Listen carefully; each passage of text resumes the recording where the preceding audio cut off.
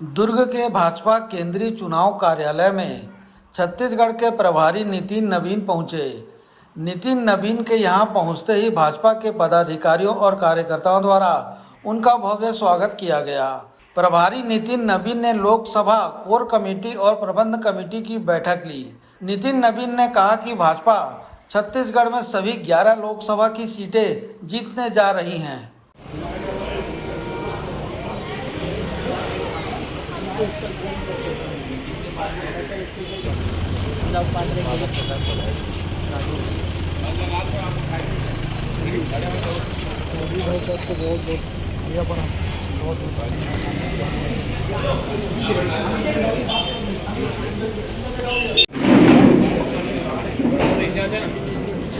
Hello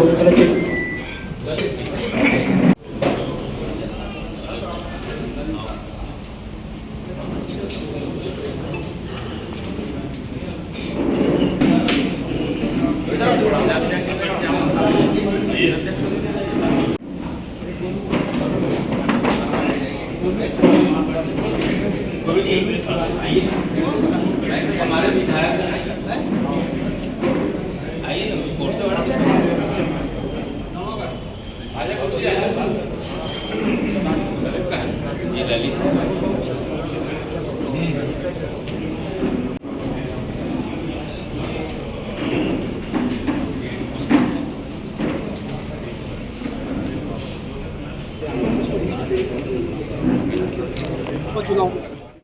देखिए, आज 2024 के मिशन के साथ हम लोग यहाँ पहुँचे हैं और जिस प्रकार से पूरा छत्तीसगढ़ में वातावरण है, अब तक हम करीब 7 लोकसभा में बैठकें कर चुके हैं, वहाँ का वातावरण देख चुके हैं, 4 नामांकन रैलियों में शामिल हो चुके हैं, कई विधानसभा के सम्मेलनों में शामिल हुए हैं।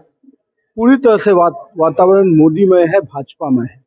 और मैं कह सकता हूँ कि पिछले 10 वर्षों में नरेंद्र मोदी के कार्यकाल में जिस प्रकार से देश की जनता का विश्वास बढ़ा है, अपने ऊपर भी, नरेंद्र मोदी के ऊपर भी, और विकास के साथ चलने का जो विश्वास हुआ है, वो कहीं न कहीं नरेंद्र मोदी के 10 साल के बाद कार्यकाल के बावजूद भी कहीं भी कोई एंटी इनकम्बेंसी नहीं है, प्रो इनकम्बेंसी जरूर है।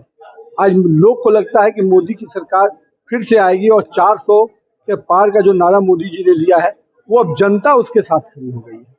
जहाँ तक पिछले 5 महीने की विष्णुदेव साय की सरकार की बात है, 4 महीने की, हम कह सकते हैं कि मात्र 100 दिनों की सरकार ने मोदी की गारंटी को केवल पूरा ही नहीं किया है, मोदी की गारंटी को जमीन पर उतारने का काम किया है। 70 लाख महिलाओं को अगर महतारी बंधन से अगर आप मात्र 3-4 महीने में जोड़ देते हैं तो ये कीर्तिमान है। 24 लाख किसानों को जो बकाया बोनस भी था और जो गैप मनी थी वो भी दिया गया।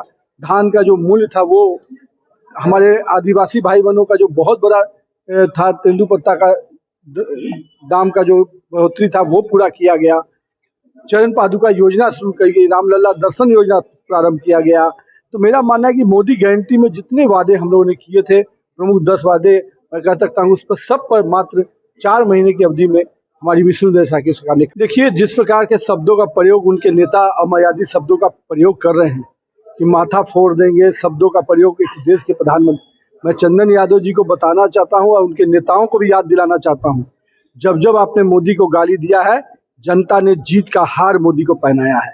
आपने मौत का सौदागर कहा तो जनता ने जीत का हार पहनाया।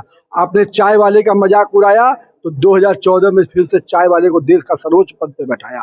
आपने चौकीदार के बारे में अपमानित करने का काम किया तो देश की जनता ने अपना सशक्त चौकीदार प्रधान सेवक के रूप में नरेंद्र मोदी को बनाया।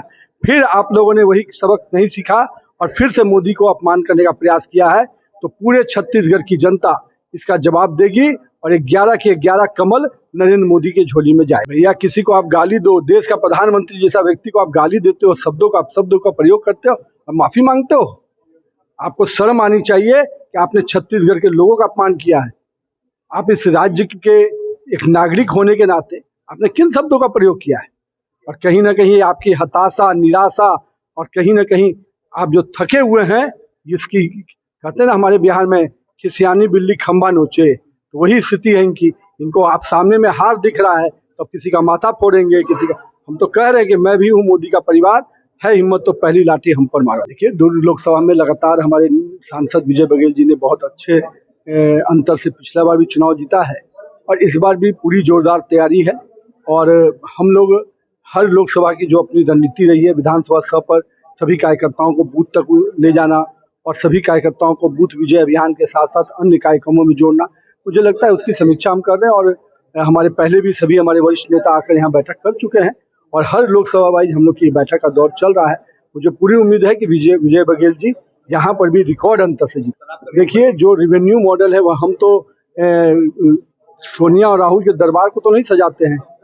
यहाँ का गरीब का पैसा अगर है तो यहाँ के महतारी बंधन योजना में निकलता है, चरण पादुका योजना में निकलता है, किसानों को MSP दे के निकलता है।